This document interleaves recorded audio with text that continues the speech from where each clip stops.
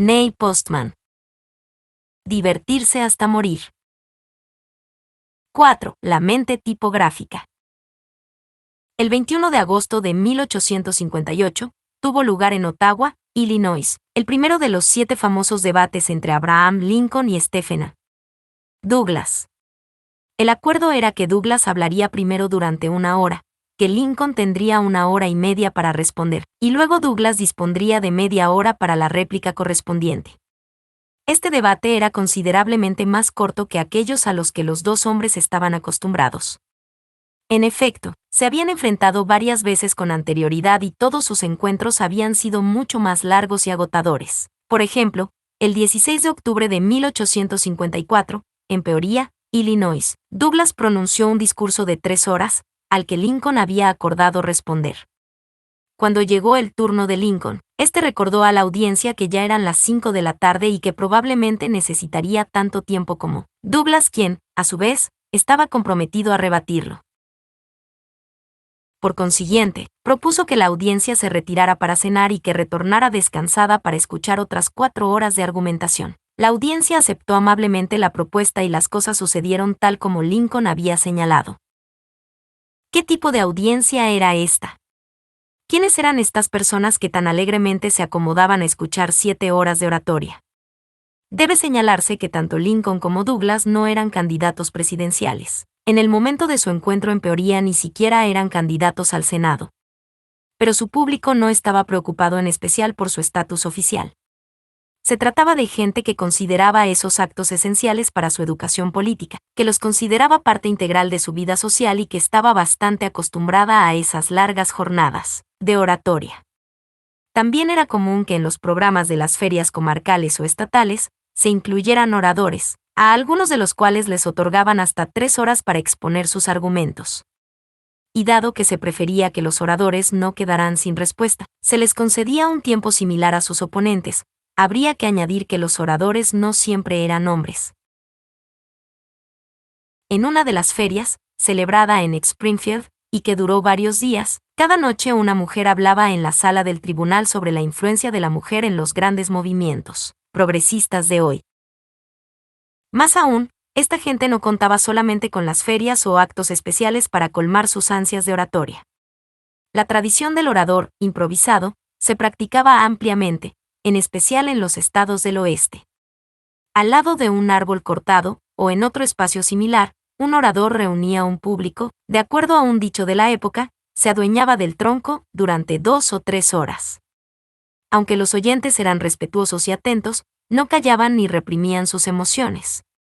En efecto, durante los debates entre Lincoln y Douglas, por ejemplo, el público animaba en voz alta a los oradores, díselo, Abraham, o expresaban su actitud burlona, contéstale, sí puedes. Los aplausos eran frecuentes y reservados en general a una frase humorística o elegante, o destinados a apoyar un argumento convincente. En el primer debate en Ottawa, ante un aplauso prolongado, Douglas respondió con una afirmación sorprendente y reveladora.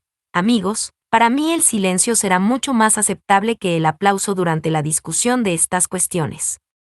Quiero dirigirme a vuestro juicio y comprensión, como también a vuestras conciencias, y no a vuestras pasiones o entusiasmo.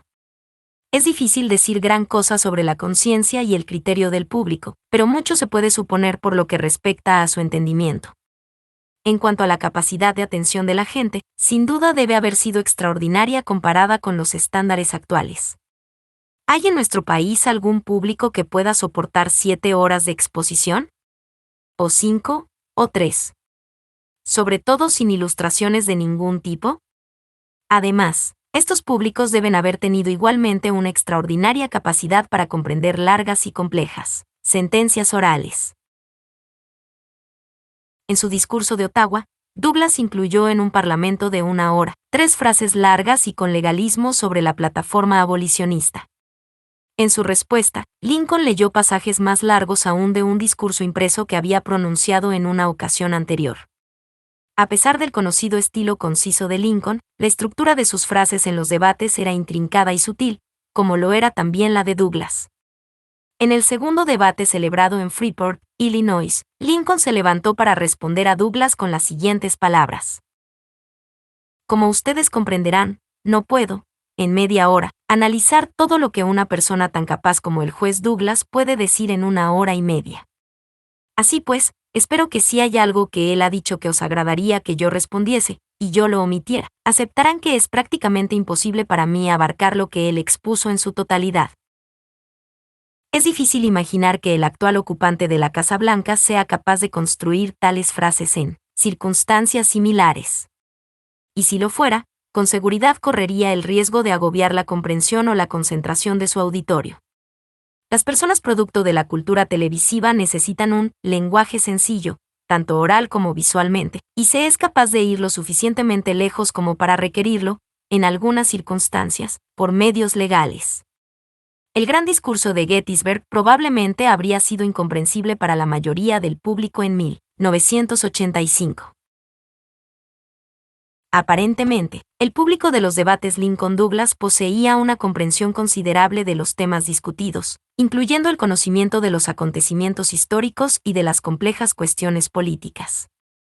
En Ottawa, Douglas planteó a Lincoln 7 preguntas que hubieran carecido de sentido retórico si no fuera porque la audiencia estaba familiarizada con la decisión Dred Scott, la polémica entre Douglas y el presidente Buchanan, el descontento entre algunos demócratas, la plataforma abolicionista y el famoso discurso de Lincoln en el Sindicato del Cobre sobre la casa dividida. Más adelante, al responder a preguntas de Douglas en un debate posterior, Lincoln hizo una distinción sutil entre lo que él estaba y no estaba dispuesto a defender y en lo que creía, lo que sin duda no habría intentado si no hubiera estado seguro de que el auditorio lo podía entender. Finalmente, mientras ambos contendientes apelaban a recursos simples del lenguaje, por ejemplo, calificativos fuertes y generalizaciones altisonantes, constantemente usaban recursos más complejos de la retórica, es decir, el sarcasmo, la ironía, la paradoja, metáforas elaboradas, precisiones sutiles y la puntualización de contradicciones, ninguno de los cuales habría secundado sus respectivas causas a menos que el público hubiera entendido perfectamente los medios que se estaban empleando.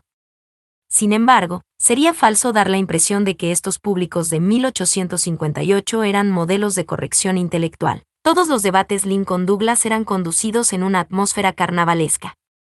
Las bandas de música tocaban, aunque no durante los debates, los vendedores ambulantes ofrecían su mercadería, los niños retozaban y había disponibilidad de bebidas alcohólicas. Estas eran tanto importantes reuniones sociales como competiciones retóricas, pero ello no las trivializaba. Como ya he indicado, estos públicos se formaban con personas cuyas vidas intelectuales y negocios públicos estaban plenamente integrados en el mundo social. Como ha destacado Winthrop Hudson, aún las reuniones campestres de los metodistas combinaban recreación con la oportunidad de escuchar oratoria. 5. Ciertamente, los lugares destinados a campamentos y retiros espirituales, originalmente establecidos para estimular la inspiración religiosa, tales como Chautauqua, Nueva York, Ocean Grove, Nueva Jersey, Bablu, Michigan, Yonelaske, Carolina del Norte, fueron oportunamente transformados en centros de conferencias, cumpliendo funciones educativas e intelectuales. En otras palabras, el empleo del lenguaje como un medio complejo de argumentación era una forma de discurso importante, placentera y corriente en casi toda actividad pública.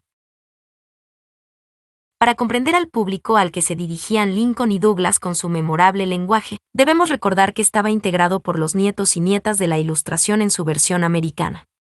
Eran la progenie de Franklin, Jefferson, Madison y Thomas Paine, los herederos del «imperio de la razón», como Henry Steele Cameller denominó al siglo XVIII estadounidense.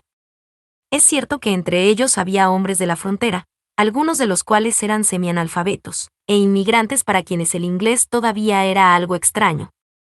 También es cierto que en 1858 se habían inventado la fotografía y el telégrafo, la avanzada de una nueva epistemología que pondría fin a la era de la razón. Pero esto no se manifestaría hasta el siglo XX. En la época de los debates Lincoln-Douglas, el país estaba inmerso en los años más gloriosos de su producción literaria.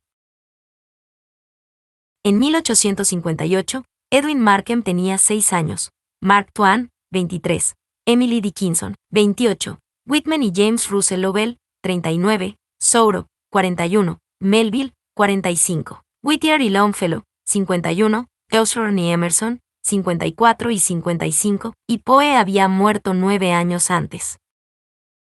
Escojo como punto de partida de este capítulo los debates Lincoln-Douglas no solo porque eran un ejemplo preeminente del discurso político a mediados del siglo XIX, sino también porque ilustran el poder de la tipografía para controlar el carácter de ese discurso. Ambos oradores y su público estaban habituados a este tipo de oratoria que podemos describir como literaria. A pesar del barullo y el entorno social de los actos, los oradores tenían poco que ofrecer y el público poco que esperar, salvo el lenguaje. Y el lenguaje que ofrecían estaba claramente modelado en el estilo de la palabra impresa. Esto era evidente de principio a fin para cualquiera que hubiera leído lo que Lincoln y Douglas decían. Los debates se iniciaban con una introducción a cargo de Douglas, que era característica de todo lo que se diría luego.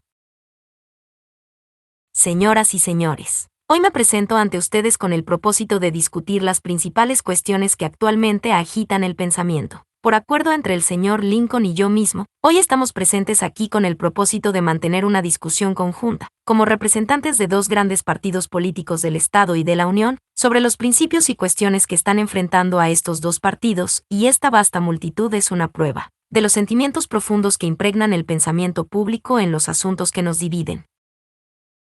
Este lenguaje es imprenta pura, y el que la ocasión requiera que sea expresado en voz alta no puede oscurecer ese hecho.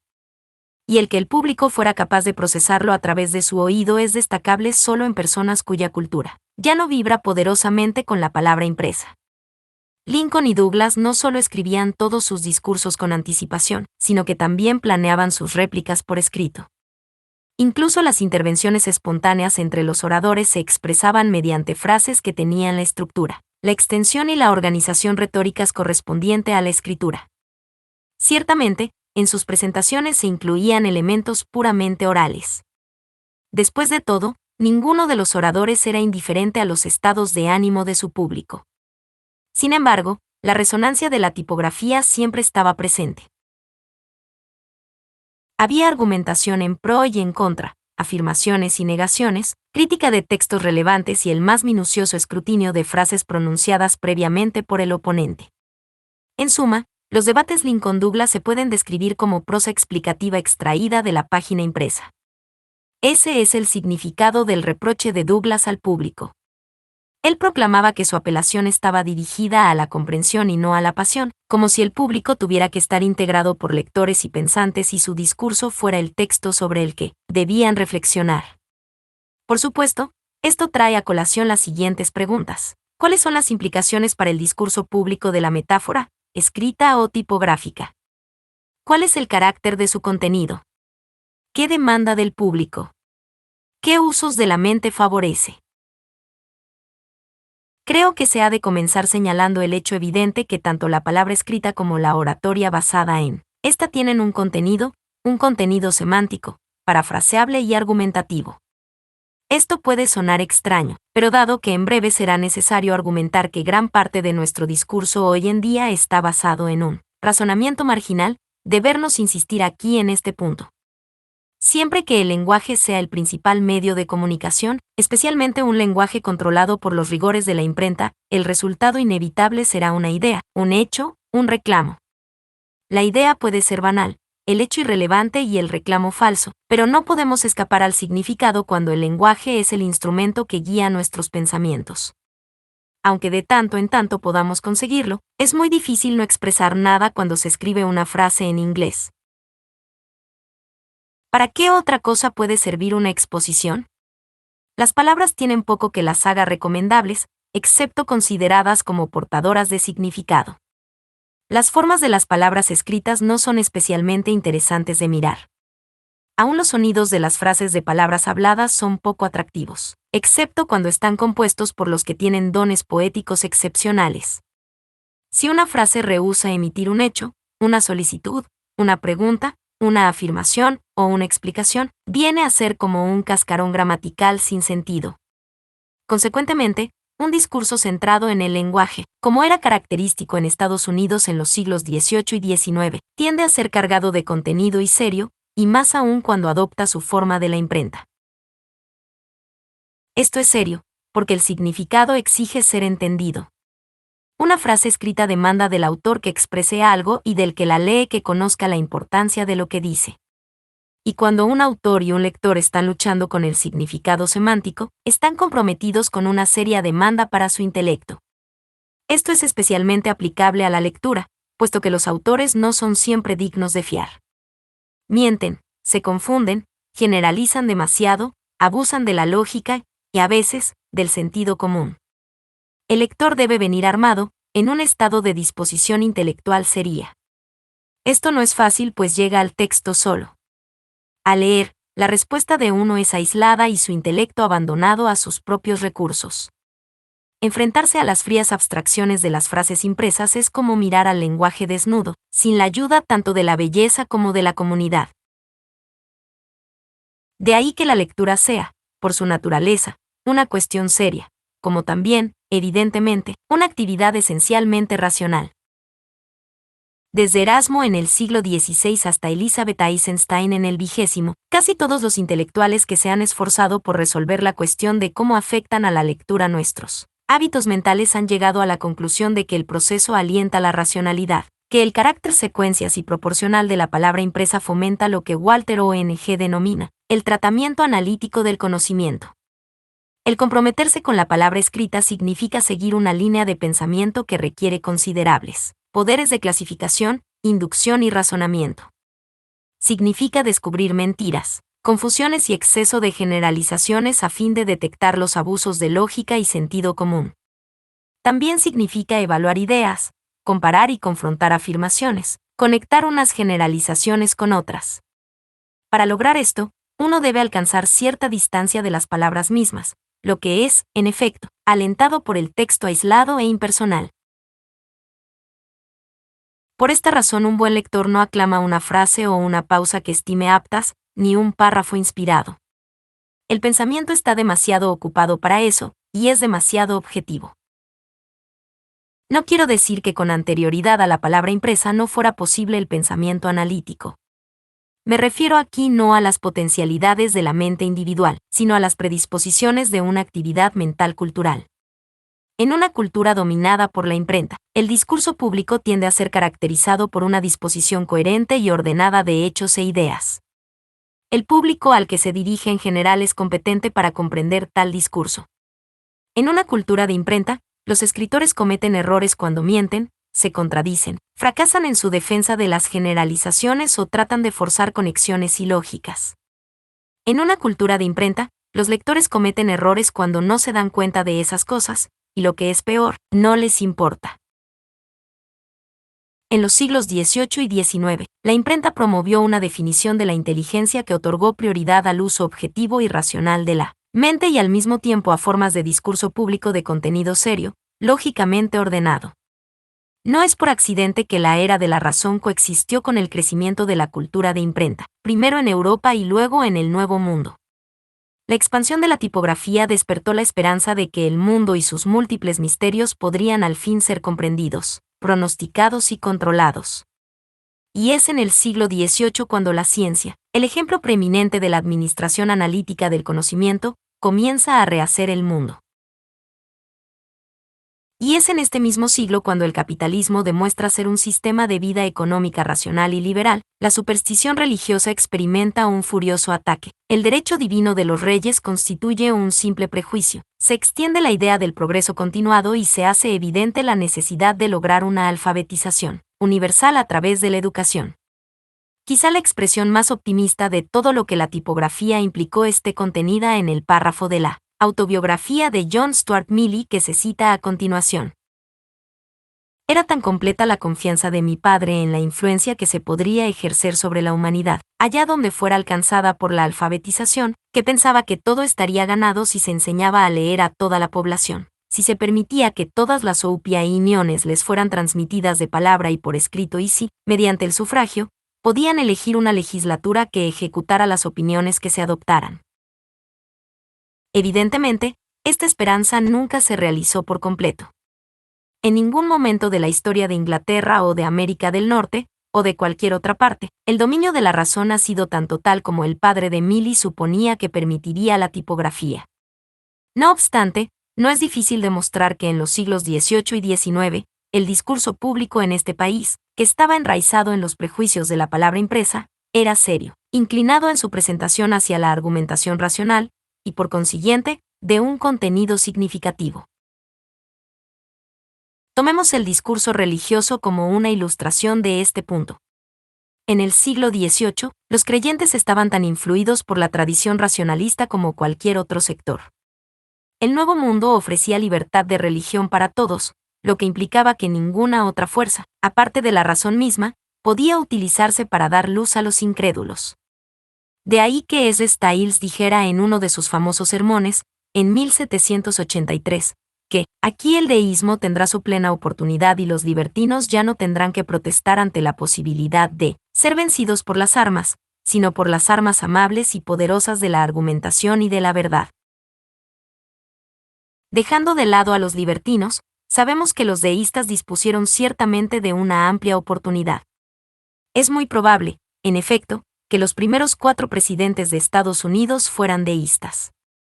Ciertamente, Jefferson no creía en la divinidad de Jesucristo y, mientras era presidente, escribió una versión de los 4 evangelios omitiendo toda referencia a los acontecimientos fantásticos y reteniendo solamente el contenido ético de las enseñanzas de Jesús.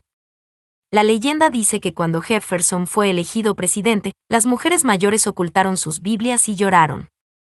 Es difícil imaginar lo que hubieran hecho si Tom Paine hubiera sido elegido presidente, o lo hubieran designado para algún cargo importante en el gobierno. En su libro La Edad de la Razón, Paine atacaba la Biblia y toda su teología cristiana subsiguiente. Respecto a Jesucristo, Paine aceptó que era un hombre virtuoso y amable, pero denunció los relatos sobre su divinidad como absurdos y profanos, lo que, en su condición de racionalista, trató de probar mediante un análisis severo del texto bíblico. Todas las iglesias nacionales, escribió, sean judías, cristianas o turcas, estimo que no son otra cosa que invenciones humanas, establecidas para aterrorizar y esclavizar a la humanidad y monopolizar el poder y las ganancias. A causa de este libro, Paine perdió su situación en el panteón de los padres fundadores al morir, y hasta el día de hoy lo tratan con ambigüedad los textos de historia norteamericana. Pero S. Stiles no dijo que los libertinos y los deístas serían amados, solo que, con la razón como jurado, podrían defenderse en un tribunal abierto, lo que ciertamente hicieron. Estimulados por el entusiasmo inicial evocado por la Revolución Francesa, los deístas atacaron a las siglas IES como enemigos del progreso y a la superstición religiosa como enemiga del racionalismo y se convirtieron en un movimiento popular. Obviamente las iglesias se defendieron. Cuando el deísmo dejó de despertar interés, se pelearon entre ellas. A mediados del siglo XVIII, Theodore Frelinghuysen y William Tennant dirigieron un movimiento revivalista entre los presbiterianos. Fueron seguidos por 3 grandes figuras asociadas con el despertar religioso en el país: Jonathan Edwards, George Whitefield y más tarde, en el siglo XIX, Charles Finney. Estos hombres eran unos predicadores de gran éxito, cuyas apelaciones alcanzaban regiones de la conciencia que estaban más allá de las reglas de la razón. De Whitefield se decía que mediante la mera pronunciación de la palabra Mesopotamia, provocaba lágrimas en su auditorio. Quizá fue por eso que Henry Caswell afirmó en 1839 que, se dice que la manía religiosa es la forma imperante de locura en Estados Unidos. Sin embargo, es esencial tener en cuenta que las controversias por cuestiones de doctrina entre los movimientos revivalistas de los siglos XVIII y XIX y las iglesias establecidas, ferozmente opuestas a ellos, se sostenían mediante la difusión de panfletos y libros redactados, en general, en un lenguaje racional y ordenado lógicamente. Sería un serio error pensar en Billy Graham o en cualquier otro revivalista televisivo como si fueran un Jonathan Edwards o un Charles Finney modernos. Edwards era una de las mentes más brillantes y creativas que haya producido Estados Unidos. Su contribución a la teoría estética fue casi tan importante como su aporte a la teología. Sus intereses eran fundamentalmente académicos, a diario pasaba muchas horas en su estudio. No hablaba a sus públicos de forma extemporánea. Leía sus sermones, que eran exposiciones sólidas y muy razonadas de doctrina teológica. Quizá el público se emocionaba con el lenguaje de Edwards, pero ante todo y principalmente se le pedía que lo entendiera. Ciertamente, la fama de Edwards era en gran parte el resultado de un libro publicado en 1737 con el título de Faithful Narrative of the Surprising Work of God in the Conversion of Many Hundred Souls in Northampton, narración fiel de la sorprendente obra de Dios en la conversión de centenares de almas en Northampton. Un libro posterior, A Treatise Concerning Religious Affections, tratado concerniente a las inclinaciones religiosas, publicado en 1746, está considerado como uno de los estudios psicológicos más extraordinarios jamás producido en Estados Unidos. A diferencia de las principales figuras del Gran Despertar actual, con oradores como Oral Roberts, Jerry Falwell, Jimmy Swaggart y otros, los líderes de los movimientos revivalistas del pasado eran hombres de gran cultura, de fe en la razón, poseedores de generosos dones expositivos. Sus disputas con el oficialismo religioso eran tanto sobre teología y la naturaleza de la conciencia como sobre la inspiración religiosa. Finney, por ejemplo, no era un rústico campesino, como a veces lo definían sus oponentes de doctrina. Había estudiado Derecho, escribió un libro muy importante sobre teología sistemática y terminó su carrera primero como profesor y después como presidente del Oberlin College. En el siglo XVIII, las disputas doctrinales entre las religiones se argumentaban mediante exposiciones cuidadosas, pero en el siglo siguiente se resolvían expeditivamente, creando universidades. A veces se olvida que las iglesias de este país fueron las que establecieron los fundamentos de nuestro sistema de educación superior. Está claro que Harvard fue fundada en 1636 con el propósito de proveer de pastores bien preparados a la iglesia congregacional. Y 65 años después, cuando los congregacionalistas se dividieron por cuestiones de doctrina, fue fundada la Universidad de Yale, a fin de corregir la influencia de la poco exigente Harvard, lo que hasta hoy, dicen, sigue siendo su problema. La sólida exigencia intelectual de los congregacionistas fue imitada por otras denominadas como consecuencia de su presión por establecer también universidades. Los presbiterianos fundaron, entre otras, la Universidad de Tennessee en 1784, las de Washington y Jefferson en 1802, y Lafayette en 1826. Los baptistas establecieron, también entre otras, Colgate 1817, George Washington 1821, Fermen 1826, Dennis en 1832 y Wake Forest 1834. Los episcopalianos fundaron Hobart 1822, Trinity 1823 y Kenyon 1824.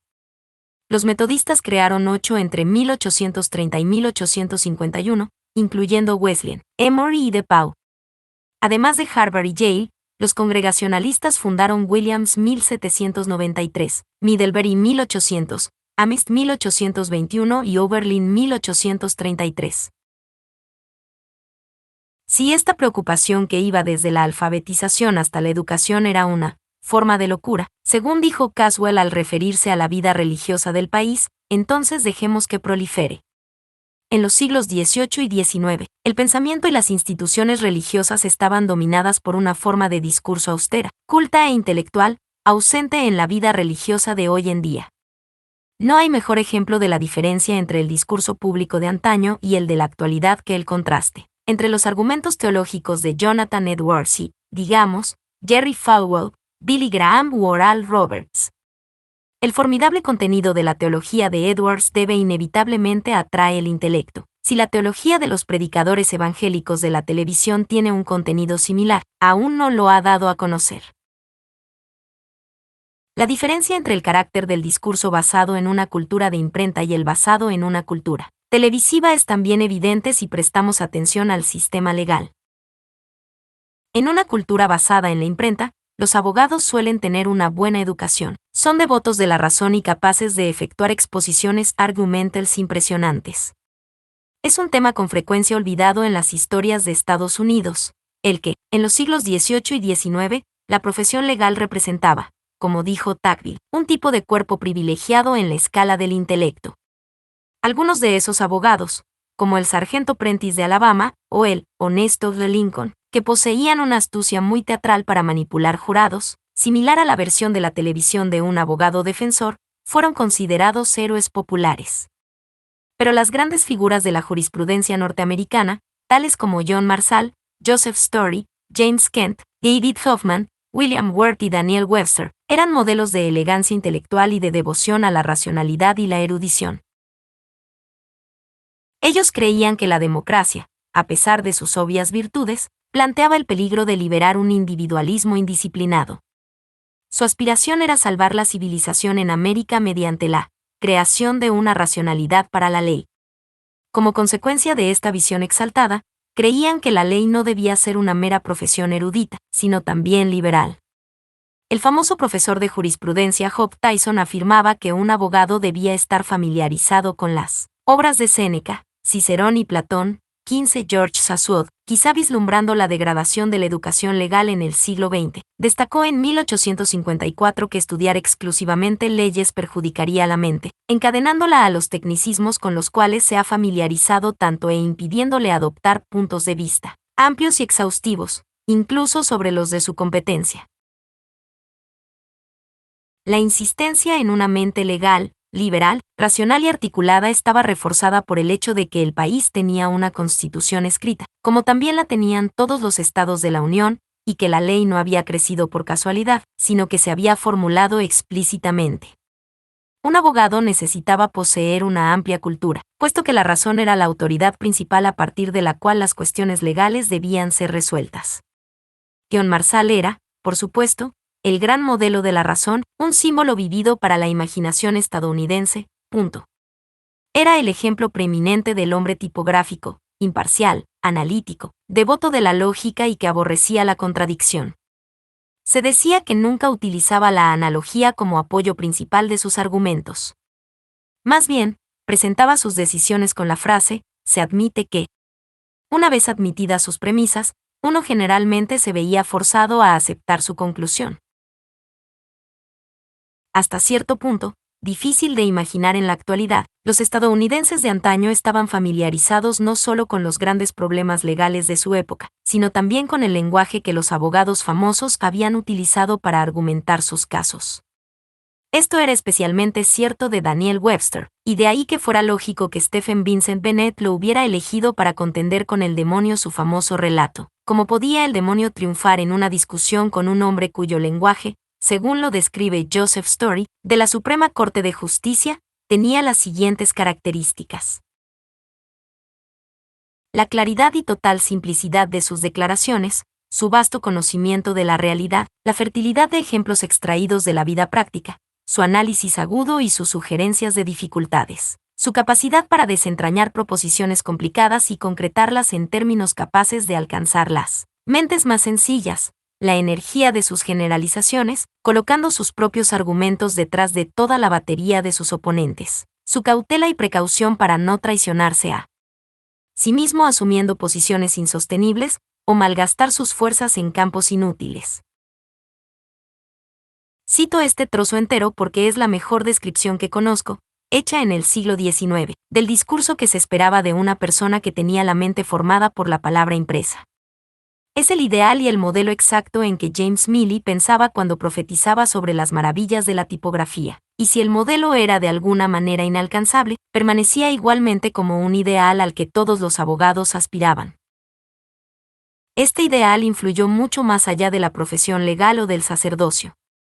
Incluso en el medio cotidiano del comercio era posible encontrar las resonancias del discurso racional y tipográfico. Si consideramos que la propaganda es la voz del comercio, entonces su historia nos hace ver claramente que en los siglos XVIII y XIX aquellos que tenían productos para vender estimaban que sus clientes no eran como Daniel Webster. Suponían que los compradores potenciales eran cultos, racionales y analíticos. Ciertamente, la historia de la propaganda en la prensa diaria de Estados Unidos se puede considerar como una metáfora del declive de la mente tipográfica, comenzando por la razón y terminando por el entretenimiento. El estudio clásico de Frank Presbury, titulado The History and Development of Advertising, Historia y Desarrollo de la Publicidad, discute sobre el declive de la tipografía, fijando la fecha de su descenso a finales de la década de 1860 y comienzos de la de 1870. Se refiere al periodo anterior como la Edad Oscura de la exhibición tipográfica. XIX. Esta edad oscura comenzó en 1704, cuando el primer anuncio pagado apareció en el periódico The Boston Newsletter. Eran 3, y juntos ocupaban un espacio de 4 pulgadas de una columna. Uno de ellos ofrecía una recompensa por la captura de un ladrón, otro ofrecía una compensación por la devolución de un yunque que había sido tomado por algún desconocido, y el tercero ofrecía algo para vender que, de hecho, no se diferencia mucho de los anuncios inmobiliarios que uno podría ver en el New York Times actual. En Oyster Bay, Long Island, provincia de Nueva York. Se ofrece para alquilar o vender una hilandería de lana muy buena y también una plantación. Tiene una casa grande de ladrillo y al otro lado otra buena vivienda con cocina, taller, granero, establo, un huerto joven y 20 acres de tierra libre. La hilandería se alquila con o sin la plantación. Para más información dirigirse al señor William Bradford, impresor en Nueva York. Durante más de un siglo y medio, los anuncios mantuvieron, con alteraciones menores, esta forma. Por ejemplo, 64 años después de que el señor Bradford anunciara una propiedad en Oyster Bay, el legendario Paul Revere publicó el siguiente anuncio en la Boston Gazette. Dado que hay mucha gente que ha tenido la poca fortuna de perder sus dientes incisivos por accidente y de otras maneras, con gran detrimento, no solo de su aspecto, sino también de su habla, tanto en público como en privado. Esto es para informarles a todos, que pueden reemplazarlos por otros falsos que parecen naturales y significan el fin de no poder hablar, por Paul Revere, orfebre, cerca del comienzo del muelle del Dr. Clarke, Boston. Revere continuó explicando en otro párrafo que aquellos que tenían dientes falsos colocados por John Baker y que habían sufrido la indignidad de que se les aflojaran, podían recurrir a Revere para que les fueran ajustados, e indicó que él había aprendido a hacerlo del mismo John Baker. Cuando habían transcurrido casi 100 años del anuncio de Revere, se hicieron serios intentos por parte de los publicistas para superar la tipografía lineal demandada por los editores. 22. Y fue hacia finales del siglo XIX cuando la publicidad se desplazó plenamente hacia su modelo de discurso moderno. Hasta 1890, la publicidad, que hasta entonces se creía que consistía solo en palabras, se consideraba como una empresa esencial, seria y racional, cuyo propósito era transmitir información y proponer ofertas. Según afirmó Stephen Douglas en otro contexto, la publicidad intentaba apelar al entendimiento y no a las pasiones. Esto no quiere decir que durante el periodo de exhibición tipográfica las afirmaciones que se presentaban fueran verdaderas. Las palabras no pueden garantizar la veracidad de su contenido. La publicidad se convirtió, por una parte, en psicología profunda y, por otra, en teoría estética. La razón tuvo que trasladarse a otros campos. La publicidad se convirtió, por una parte, en psicología profunda y, por otra, en teoría estética. La razón tuvo que trasladarse a otros campos. Para comprender el papel de la palabra impresa en proporcionar a la América de los primeros tiempos conceptos acerca de la inteligencia, la verdad y la naturaleza del discurso, hay que tener presente que el acto de leer en los siglos XVIII y XIX tenía una calidad totalmente distinta a la de hoy en día. Por una parte, como se ha dicho, la palabra impresa contaba con el monopolio tanto de la atención como del intelecto, dado que no había otros medios, aparte de la tradición oral, para acceder al conocimiento público. En general, a las figuras públicas se las conocía por sus palabras escritas y no por su aspecto ni siquiera por su oratoria. Es muy probable que el ciudadano medio no hubiera reconocido a ninguno de los 15 presidentes de Estados Unidos si se hubieran cruzado por la calle. Esto mismo habría pasado con los grandes abogados, ministros religiosos y hombres de ciencia de aquella época.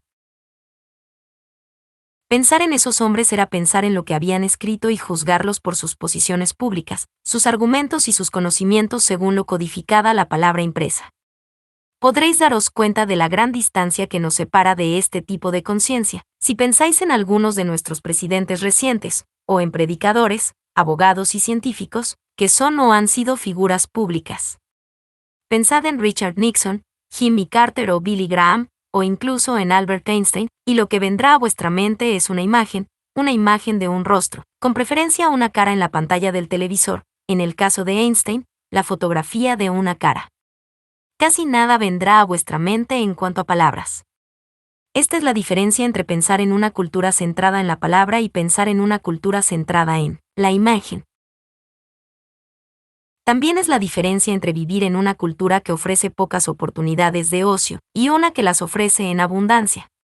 El muchacho que sigue el arado con un libro en una mano, la madre leyendo en voz alta para su familia un domingo por la tarde, el comerciante leyendo los anuncios sobre la llegada de los últimos barcos. Esos lectores de antaño se diferenciaban notablemente de los actuales. Había poca oportunidad de lectura ocasional entonces, dado que no se disponía de mucho tiempo para ello. La lectura debía contener un elemento sagrado, de lo contrario, por lo menos debía tener lugar como un ritual semanal investido de un significado especial. Porque también tenemos que recordar que esta era una cultura sin electricidad. No debía ser fácil leer a la luz de una vela o, más adelante, de gas. Sin duda, gran parte de la lectura tenía lugar entre el amanecer y el comienzo de la actividad diaria. Lo que se leyera tenía que hacer con seriedad, intensamente y con un propósito definido. La idea moderna de comprobar la comprensión de un lector, para diferenciarlo de otra cosa que pudiera estar haciendo, hubiera parecido algo absurdo en 1790, 1830 o 1860. ¿Qué otra cosa era leer sino comprender? Por lo que se sabe, en esos tiempos no existía un problema de lectura, salvo, por supuesto, para aquellos que no podían asistir a la escuela. El ir a la escuela significaba aprender a leer, puesto que sin esa capacidad no era posible participar en las conversaciones culturales. Pero la mayoría de la gente podía leer y participaba. Para esta gente, la lectura significaba tanto su conexión con el mundo, como su apreciación del mismo. La palabra impresa revelaba, línea por línea y página por página, que el mundo era un lugar serio, coherente y manipulable por la razón y mejorable mediante la crítica lógica y relevante. Sea cual sea el lugar al cual uno dirija la mirada en los siglos XVIII y XIX encuentra resonancias de la palabra impresa, y en particular, de la inextricable relación con todas las formas de expresión pública. Puede que sea cierto, según señaló Charles Baird, que la principal motivación de los redactores de la Constitución de Estados Unidos fuera la protección de sus intereses económicos. Pero también lo es que asumieron que la participación en la vida pública requería la capacidad de negociar la palabra impresa. Para ellos, no era concebible una madurez ciudadana sin una educación sofisticada, lo que explica por qué, en la mayoría de los estados, se estableció en 21 años la edad para poder votar, y por qué Jefferson vio en la educación universal la mayor esperanza del país. Y también es por eso, tal como han puntualizado Alian Nevins y Henry Steele Cameller, que con frecuencia se ignoraban las restricciones al voto de aquellos que no eran propietarios, pero permaneció la restricción para los analfabetos.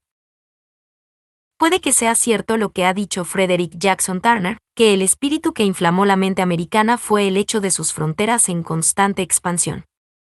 Pero también es verdad, como ha escrito Paul Anderson, que no es una mera figura retórica decir que los hijos de los granjeros seguían el arado con un libro en la mano, ya fuera Shakespeare, Emerson o Thoreau.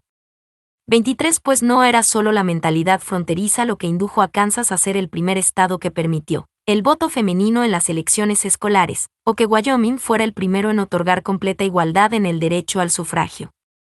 Probablemente las mujeres eran mejores lectoras que los hombres e incluso en los estados fronterizos el medio principal de discurso público surgía de la palabra impresa. Aquellos que podían leer se convertían, inevitablemente, en participantes de la conversación. Como Perry Miller ha sugerido, es posible que también sea cierto que el fervor religioso de los ciudadanos les proporcionara su energía, o que, como han mencionado historiadores anteriores, el país fuera creado por una idea a la que había llegado su hora. No discuto ninguna de estas explicaciones, pero observo simplemente que el país que ellos trataron de explicar estaba dominado por un discurso público que adoptó su forma de los productos de la imprenta. Durante 2 siglos, Estados Unidos declaró sus intenciones, expresó su ideología, aprobó sus leyes, vendió sus productos, creó su literatura y se dirigió a sus deidades con garabatos negros sobre papel blanco. Habló en tipografía, y con esta característica como el principal elemento de su entorno simbólico ascendió a la prominencia en la civilización mundial.